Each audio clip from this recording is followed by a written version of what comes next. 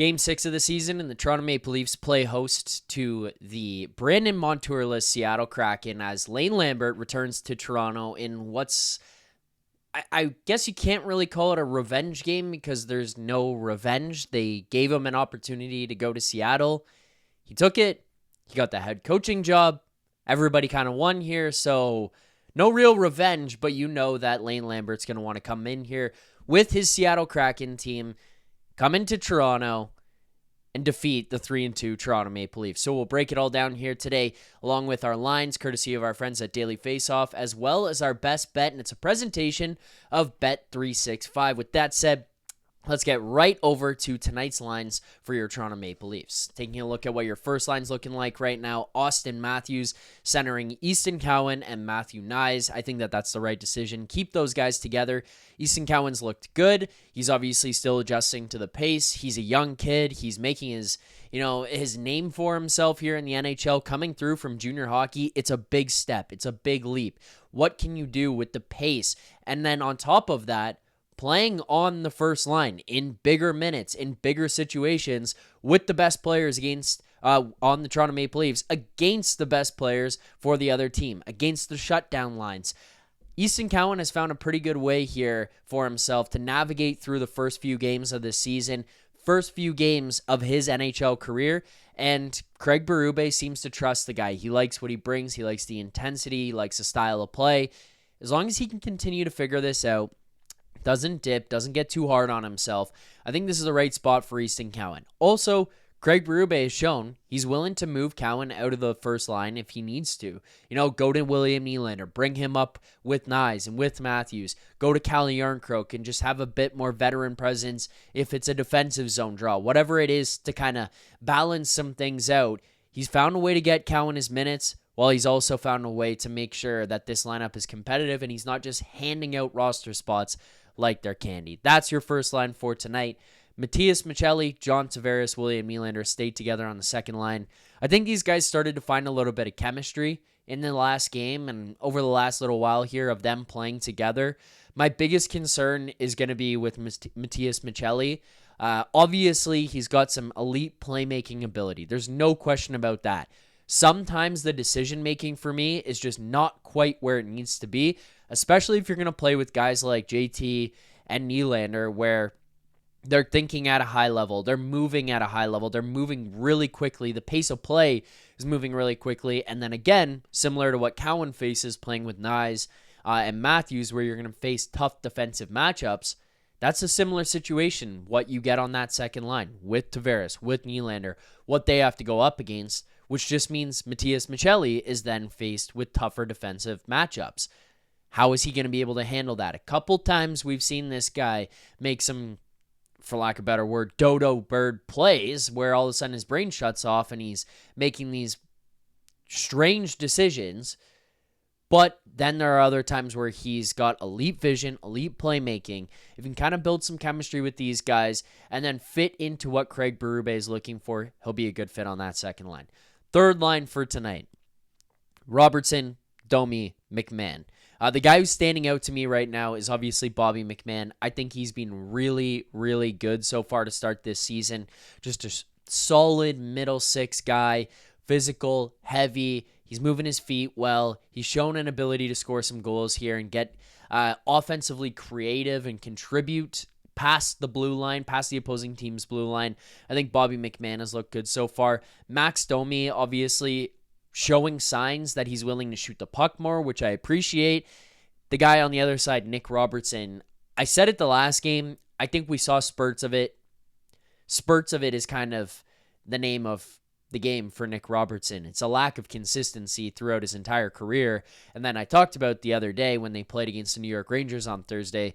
Nic Robertson, his name's in trade talks. Maybe he's going to come out over the next little while and light the world on fire because he's going to try to audition for other teams and say, this is why you have to trade for me. This is why I deserve a spot in your lineup. There were times where he looked really good. There were times where he looked like the Nic Robertson that we are used to. Peaks and valleys with this guy. He's got to find a little bit more consistent game, whether he wants to be traded. If the Leafs are going to keep him here, I don't really care. As long as he finds some consistency, he can help this lineup, whether he's on it and being consistent, or finding consistency, getting traded, and bringing some type of return back. And by some type of return, let's not be ridiculous. I'm talking about like a late round pick. But it's better than nothing if you're going to end up moving on from Nic Robertson. Your fourth line, as of right now, Stephen Lorentz, Nick Waugh, Dakota Joshua. These three guys playing together on this fourth line will be very interesting because I think Stephen Lorentz in for Calle Järnkrok here adds a lot of heaviness that was not on this line before. This line of these three guys could just be a combination of mutants that go out there. Big, physical, heavy, hard on the forecheck. And I'm interested to see the dynamic between these guys because I feel like when it was Joshua, Waugh, and Järnkrok, there's not really one guy in there so far to start this season who's been like, let's go, I'm going to drive this style of play. You guys are all going to play that with me. Stephen Lorentz has that ability where he'll be like, I'm going to go and hit everything in sight. Are you with me or are you not? And I kind of get the impression that Nick Waugh and Dakota Joshua will follow into that with their own version of it. They're not going to carbon copy what Stephen Lorentz does, but they might kind of bring their own twist on that element of the game where we haven't quite seen it come out of them here yet. So if they can, this fourth line could be very, very effective. That's what you got for your forward lines for tonight's game. Quick overview of the defense. No changes here yet, obviously. Craig Berube seems pretty content with what they've got for their defensive units. You got Morgan Rielly, Brandon Carlo, your first pair, Jake McCabe, Chris Tanev, your second, Simone Benoit, and Ekman Larsson as your third. I really got no notes on these guys. I just think the only thing you're looking for is Morgan Rielly to be a bit better. Going down to your power play units, your first unit, Nylander-Tavares, Nylander, Matthews, Morgan Rielly, they stay together. They score their first power play goal of the season the other night against the Rangers. Let's continue to build off that here tonight against the Seattle Kraken. Your second unit on the night, Bobby McMann, Max Domi, Easton Cowan, Oliver Ekman-Larsson, and Matthews-Knies-Cowan. Glad to see Easton Cowan getting an opportunity there on that second power play unit. So those are your forward lines, your defensive lines, and your power play, your first and second power play. As for tonight's goaltenders, I believe Anthony Stolarz is going to go. That's unconfirmed as of right now. Joey Daccord is on the other side. He's been very good to start the season for Seattle. They've had a pretty good start here. They're a team that you can't take lightly. You know, I don't expect them in the end to make the playoffs, but the way they've started this year, they're feisty. They're in every game. They have not yet lost in regulation. You know, it's not like they're undefeated, but they have not yet lost in regulation. Like, they're going to put up a battle every night. So this Leafs team needs to be prepared here against the Seattle Kraken tonight. With that, let's get to our best bet. And a quick note as well in the best bet. It's not going to be a best bet, but something to look for other people out there in this one. Our best bet segment is a presentation of Bet365. Whatever your bet is, it's never ordinary at Bet365. Download the app and get in on the game.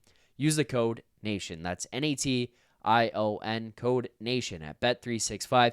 Must be 19 or older, Ontario only. Please play responsibly. Okay, jumping on over to Bet365 for tonight's game. You look at the NHL tab that they've got there.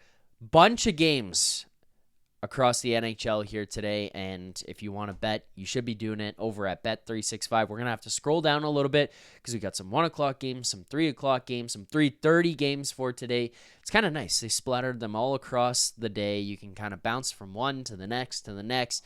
Not really too many gaps in the schedule on this one, but we're going to go to the Seattle Kraken, Toronto Maple Leafs game, taking a look at what we've got for your line on either side of this one here tonight. Right now, Seattle Kraken plus 165. The Leafs heavily favored minus 200. A total of 6. Minus 110. Minus 110. That's obviously there, assuming we get the Stolarz confirmation for the Leafs, which I think we will, and knowing what you've got on the other side and Joey Daccord and how good he's been to this point. That's not where we're going for our best bet for today. We're going to go to the player prop section. We had goal scorer in the last one, Matthews-Knies plus 240. That one cashes in the first period. Pretty easy way to go about things when your goal scorer wins in the first period.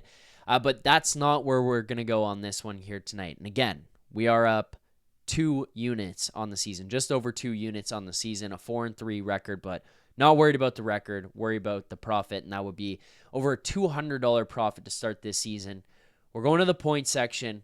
We're going to scroll down a little bit, and it's a bet that we've done before, but I'm going to run it back here. We're going to go with the Easton Cowan to record a point, 1+ point, plus 132. Half unit on this one is going to pay $66 for tonight. Simple reasoning behind this one.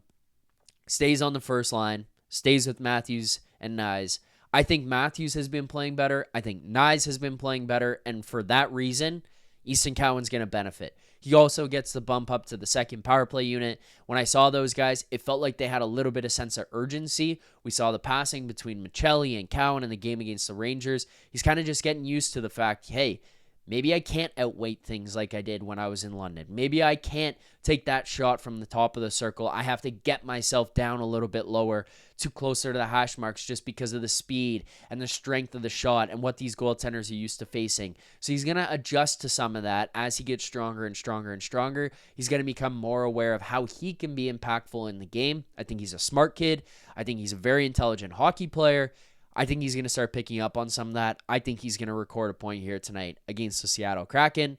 And at plus 132, I'm happy to jump on board on that. And I mean, you look at Matthews and Knies. Knies minus 175, Matthews minus 290 to record a point. Like Easton Cowan on that line with those guys, plus 132. I'm happy to take a swing. And, just a quick recap, up $243, which would be 2.43 units on the season. We've won our last 3. Nylander over 3.5 shots on goal. Cowan to record a point against the Nashville Predators, and Matthews-Knies anytime goal against the Rangers. That'll do it for today's pregame show. If you like this video, hit that like button. Subscribe here to the channel, Leafs Nation 401 right here on YouTube. Also, let me know in the comments below, what are your thoughts on tonight's game? What are your thoughts on the best bet, the lineups?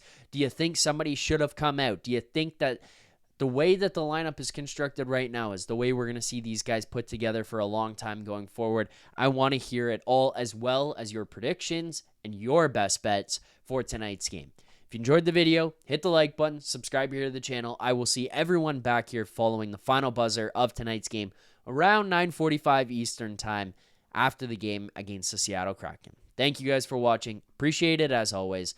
And until then, keep believing.